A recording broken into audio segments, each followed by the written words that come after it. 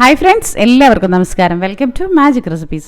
നമ്മളിന്ന് ഉണ്ടാക്കാൻ പോകുന്നത് നമ്മുടെ കുട്ടിക്കാലത്തൊക്കെ സ്കൂളിൽ കൊണ്ടുപോകുന്ന ഒരു തക്കാളി റോസ്റ്റ് ഉണ്ട്. തക്കാളി ചട്നി എന്ന് പറയും ചിലയിടങ്ങളിൽ.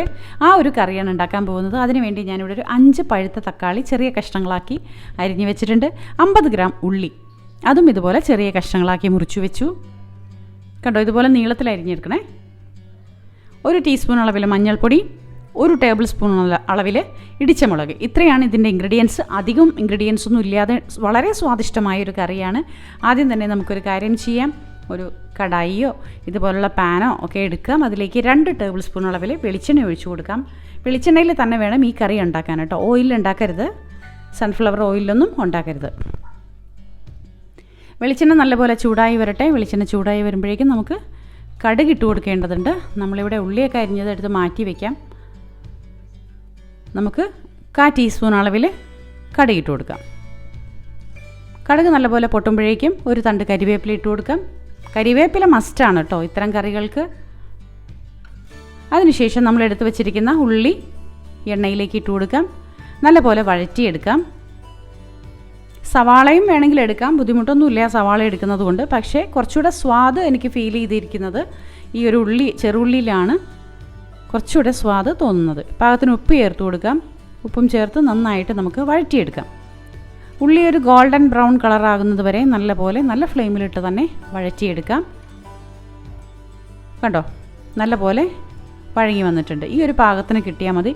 ഇനി നമുക്കിതിലേക്ക് തക്കാളി ചേർത്ത് കൊടുക്കാം. നമ്മൾ തക്കാളി നേരത്തെ ഇവിടെ നന്നായിട്ട് ചെറിയ കഷ്ണങ്ങളാക്കി മുറിച്ച് വെച്ചിട്ടുണ്ട്. ആ തക്കാളി ചേർത്ത് കൊടുക്കാം. തക്കാളിയും ചേർത്ത് നല്ല ഫ്ലെയിമിലിട്ട് തന്നെ നന്നായി മിക്സ് ചെയ്ത് ചേർക്കാം. ഒട്ടും വെള്ളമൊന്നും ഒഴിച്ചു കൊടുത്തേക്കരുത്. വെള്ളം ഒട്ടും ചേർക്കാതെയാണ് ഈ കറി ഉണ്ടാക്കുന്നത്. വളരെ രുചികരമായ ഒരു കറി തന്നെയാണ്, വളരെ എളുപ്പത്തിൽ ഉണ്ടാക്കാൻ പറ്റുന്നത്.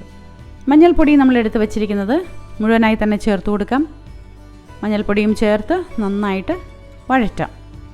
തക്കാളിയുടെ ആ ഒരു വെള്ളത്തിൻ്റെ അംശമൊക്കെ നല്ല പോലെ വറ്റി ശരിക്കും നല്ല റോസ്റ്റായിട്ട് നമുക്ക് കിട്ടും ഈ ഒരു കറി. കുറച്ചുകൂടെ ഡാർക്ക് റെഡ് കളറായി മാറും ഈ കറി നന്നായി റോസ്റ്റായി വരുമ്പോഴേക്കും. ഇപ്പോൾ ഏകദേശമൊക്കെ തക്കാളിയുടെ വെള്ളമൊക്കെ വറ്റി വരുന്നുണ്ട്. ശരിക്കും കുഴഞ്ഞു വരും. തക്കാളി ഇങ്ങനെ നന്നായിട്ട് പേസ്റ്റ് രൂപത്തിൽ കുഴഞ്ഞ് കിട്ടും നമുക്ക്. ഇനി നമുക്ക് ഇടിച്ചമുളക് ചേർത്ത് കൊടുക്കണം. ഇടിച്ചമുളക് ചേർത്ത് കൊടുക്കാൻ ആദ്യം തന്നെ റോസ്റ്റ് ചെയ്തിട്ടാണ് ഇടിച്ചമുളക് നമ്മൾ ചേർക്കുന്നത്. അപ്പോൾ ഈ പാത്രത്തിൽ തന്നെ വെച്ച് നമുക്ക് ഇടിച്ചമുളകൊന്ന് റോസ്റ്റ് ചെയ്തെടുക്കാം. അതിന് വേണ്ടിയിട്ട് തക്കാളി ഇങ്ങനെ കുറച്ച് സൈഡിലേക്ക് മാറ്റി കൊടുക്കാം. അതിനുശേഷം 1 ടേബിൾ സ്പൂൺ അളവിൽ വെളിച്ചെണ്ണ ഇട്ട് കൊടുക്കാം. വെളിച്ചെണ്ണ ചൂടായി വരുമ്പോഴേക്കും നമ്മളിവിടെ എടുത്ത് വെച്ചിരിക്കുന്ന ഇടിച്ചമുളക് ഈ വെളിച്ചെണ്ണയിലേക്ക് ഇട്ട് കൊടുത്ത് ഒന്ന് മൂപ്പിച്ചെടുക്കണം.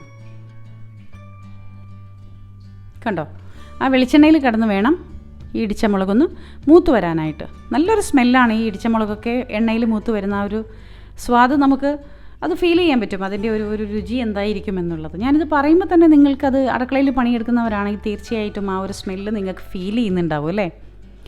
അപ്പോൾ നമ്മുടെ ഇടിച്ചമുളക് നല്ല പോലെ മൂത്ത് വന്നിട്ടുണ്ട്. ഇനി അത് നമുക്ക് ഈ തക്കാളിയിലേക്കെല്ലാം മിക്സ് ചെയ്ത് ചേർക്കാം. നല്ല ഫ്ലെയിമിലിട്ട് തന്നെ തീ ഒട്ടും കുറയ്ക്കാതെ തന്നെ നമുക്കിത് റോസ്റ്റ് ചെയ്ത് എടുക്കാം. നല്ല പോലെ എണ്ണയിൽ തന്നെ അത് മൊരിഞ്ഞു വരുന്ന ഒരു സ്മെല്ല് നമുക്ക് ഫീൽ ചെയ്യും. വളരെ രുചികരമായൊരു കറിയാണ്. ഇത്രയേ ഉള്ളൂ, അധികം ഇൻഗ്രീഡിയൻസ് ഒന്നും നമ്മളിതിൽ ചേർക്കുന്നില്ല. വളരെ ഈസി ആയിട്ട് ഉണ്ടാക്കാൻ പറ്റുന്നൊരു കറിയാണിത്. എനിക്ക് ഓർമ്മയുണ്ട് കുട്ടിക്കാലത്തൊക്കെ ചോറും പാത്രത്തിൽ ഈ ഒരു കറി ഉണ്ടാവും, മസ്റ്റായിരിക്കും. പിന്നെ അതിൻ്റെ കൂടെ എന്തെങ്കിലും ചമ്മന്തി ഉണ്ടാകും, ഒരു ഒലത്തുണ്ടാകും. അതൊക്കെയാണ് നമ്മുടെ ചോറ്റും പാത്രത്തിലെ ഒരു കറി. ആ ചോറ്റും പാത്രത്തിലെ ഡിഷാണ് ഈ ഒരു ഇത്ര എളുപ്പത്തിൽ ഉണ്ടാക്കാൻ പറ്റുന്നതെന്ന് പിന്നീട് നമുക്ക് മനസ്സിലാവുമ്പോൾ വളരെ ടേസ്റ്റി ആയിട്ട് നമ്മൾ ഉണ്ടാക്കി നമ്മുടെ കുഞ്ഞുങ്ങൾക്കും കൊടുക്കും. അവരും ആസ്വദിക്കട്ടെ പഴയ രുചിയൊക്കെ. ഇത് പഴയ കറിയാട്ടോ. ഇന്നത്തെ കുട്ടികളൊക്കെ ഉണ്ടാക്കുന്നുണ്ടാകും. എങ്കിൽ കൂടിയും കുറച്ചുകൂടെ ഇതുപോലെ ഒട്ടും വെള്ളമൊഴിക്കാതെ നല്ല പോലെ റോസ്റ്റ് ചെയ്തെടുക്കുകയാണെങ്കിൽ ഒരു പ്രത്യേക സ്വാദാണ്. വിനാഗിരി ഒഴിച്ച് തിളപ്പിച്ച് അതും എടുക്കാറുണ്ട്. പക്ഷേ ഇത് മറ്റൊരു രുചി തന്നെയാണ്. അപ്പോൾ കുഞ്ഞുമക്കൾക്കൊക്കെ ഇത് ഭയങ്കരമായിട്ട് ഇഷ്ടമാവും. അത് എരിവില്ല എന്ന ഒരു പ്രത്യേക സ്വാദുണ്ട് ഇതിൽ. അപ്പോൾ ഇതെല്ലാവരും ഉണ്ടാക്കി നോക്കുമല്ലോ. ഇപ്പോൾ കുട്ടികളൊക്കെ ഓൺലൈൻ പഠിത്തമൊക്കെ ആയതുകൊണ്ട് ലഞ്ച് ബോക്സ് ഒന്നും കൊണ്ടുപോകേണ്ട ആവശ്യമില്ല. എങ്കിൽ കൂടിയും അവർക്കിതൊക്കെ ഉണ്ടാക്കി കൊടുക്കാൻ വളരെ നമുക്കിഷ്ടമാണ്. പെട്ടെന്ന് ഉണ്ടാക്കിയും കഴിയും. രാവിലെ നേരത്തെ തിരക്ക് പിടിച്ച ജോലിയിൽ ലഞ്ച് ബോക്സിലേക്കുള്ള കറികളെന്ന് പറഞ്ഞ് ഇത് നമുക്ക് ഉണ്ടാക്കി കൊടുക്കാൻ പറ്റും. അപ്പോൾ എല്ലാവർക്കും ഇഷ്ടപ്പെട്ടു എന്ന് വിശ്വസിക്കുന്നു. ഇഷ്ടപ്പെട്ടാൽ പതിവ് പോലെ തന്നെ ഷെയറും ലൈക്കും കമൻറ്റും ചെയ്യാൻ മറക്കണ്ട. സബ്സ്ക്രൈബ് ചെയ്യാത്തവർ ഒന്ന് സബ്സ്ക്രൈബ് ചെയ്തേക്കണേ. അപ്പോൾ നമ്മുടെ ചാനലിൻ്റെ കൂടെ ഒരുപാട് സ്നേഹത്തോടെയുള്ള എല്ലാവർക്കും തിരിച്ചും അതേ സ്നേഹത്തോടെ തന്നെ താങ്ക് യു വെരി മച്ച്. അപ്പോൾ ഈ കറി തീർച്ചയായിട്ടും നിങ്ങൾ ഉണ്ടാക്കി കൊടുക്കണം. ഒരു ബ്രൗൺ കളറായിട്ട് ഈ കറി നമുക്ക് കിട്ടും. അപ്പോൾ എല്ലാവർക്കും താങ്ക് യു വെരി മച്ച്.